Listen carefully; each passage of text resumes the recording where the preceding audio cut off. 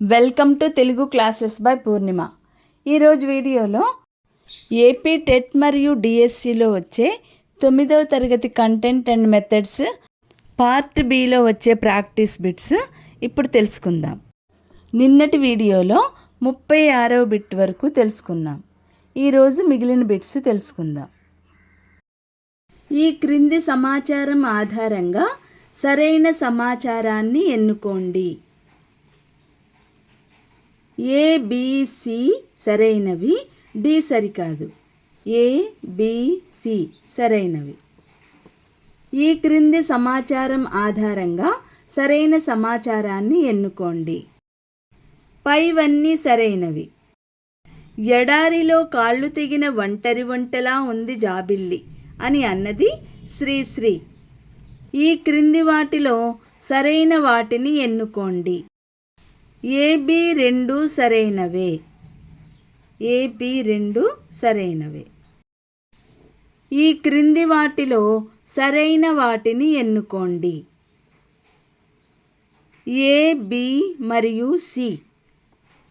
AB మరియు C. A B C. Ramarajabhushanudu పర్వతాన్ని గురించి వసుచరిత్రలో వర్ణన చేశాడు. శక్తిమతిని అల్లరి చేసిన కోలాహలుని కొమ్ములు విడిచి మదం అణిచివేసినది వసుమహారాజు. నర్మసచివుని ఆయన హాల్వాలికి వెళ్ళినప్పుడు గిరిని పర్వతాన్ని గురించి వర్ణించాడు. అల్లసాని పెద్దన వనవర్ణాన్ని గురించి మనుచరిత్రలో వర్ణించాడు. బదరికా వనంలో దారి వెతికినది ప్రవరుడు. పాల్కురికి సోమనాథుని రచన పండితారాధ్య చరిత్ర. కోడికూత పద్యాన్ని రాసిన కవి పాల్కురికి. ఈ క్రింది వాటిలో ఒకే అర్థమునిచ్చే పదము కానిది ఏది? నటన. ఈ క్రింది వాటిలో ఒకే అర్థాన్నిచ్చే పదాలు ఏవి? ఏసి మాత్రమే. తత్తరపాటు, కంగారు. ఈ క్రింది పర్యాయ పదాలలో తప్పుగా ఉన్నదానిని గుర్తించండి. కేదారము ప్రవాహము, ఆహారము. పయోధరము యొక్క పర్యాయ పదాలు సిడి మాత్రమే. మేఘము, జలధరము. ఈ క్రింది పదాలకు సరైన నానార్థాన్నిచ్చే పదం కాని జత ఏది? తారక, నటి, అభిమాని. ఈ క్రింది వ్యుత్పత్తులలో సరికాని దానిని గుర్తించండి. తోయజము తోసుకుంటూ వెళ్ళునది. ఈ క్రింది ప్రకృతి వికృతులలో సరికాని జత చంద్రుడు, ఇంద్రుడు. మా ప్లస్ అమ్మ, మాయమ్మ. ఏ సంధి? ఎడాగమ సంధి.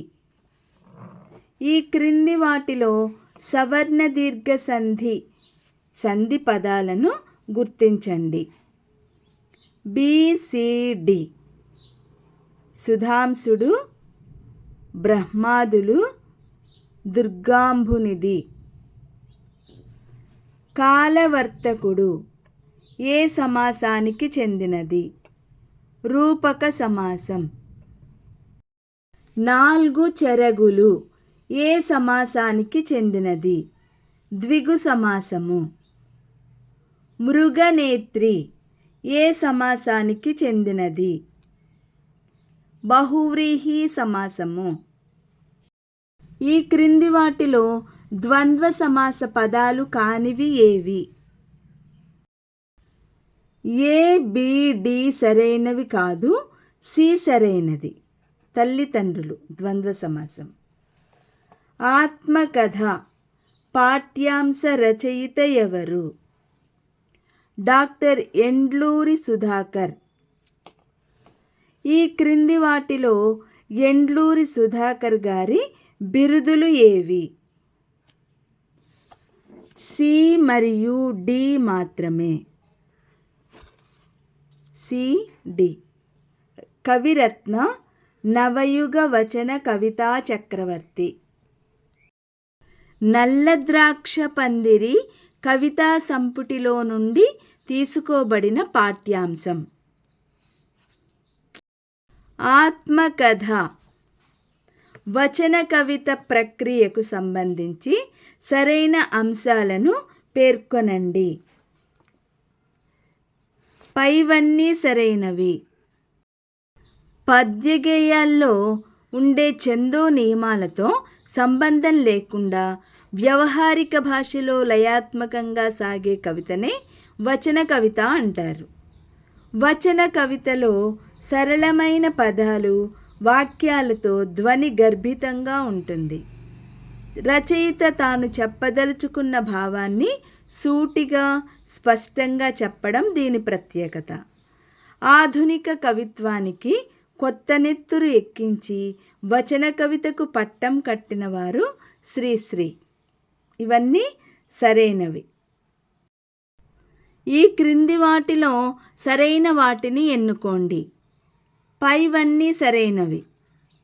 ఈ గోడల్ని కూలగొట్టి తాను 5వ సూర్యుడిగా ఉదయించాలని కవి వర్ణ వ్యవస్థను గురించి చెప్తున్నాడు. మార్టిన్ లూథర్ కింగ్ 38 సంవత్సరాలకే నోబెల్ శాంతి బహుమానం పొందారు. మార్టిన్ లూథర్ కింగ్ తండ్రి పేరు కూడా మార్టిన్ లూథర్ కింగ్. మార్టిన్పై హేవార్డ్ తుఫాన్ ప్రభావం పడింది. ఇవన్నీ సరైన సమాధానాలు. దేహం అను పదానికి సరితోచని పదం ఏది? నయనం. ఈ క్రింది నానార్థాలలో సరికానిది ఏది? రామ, నెమలి, రాముడు. ప్రొద్దు. ఈ పదానికి వికృతి పదం బ్రద్న. ఈ క్రింది వాటిలో ఉత్వసంధి పదాలు ఏవి? ఏ, సి, డి సరైనవి, సి సరికాదు. ఏ, సి, డి సరైనవి. పావనమైనది, చిన్నప్పుడు, గుర్తుకొస్తుంది. ఇవి సరైనవి. రేపటి వీడియోలో మరికొన్ని ప్రాక్టీస్ బిట్స్ తెలుసుకుందాం. ఈ వీడియో లైక్ చేయండి, షేర్ చేయండి, అలాగే సబ్స్క్రైబ్ కూడా చేసుకోండి.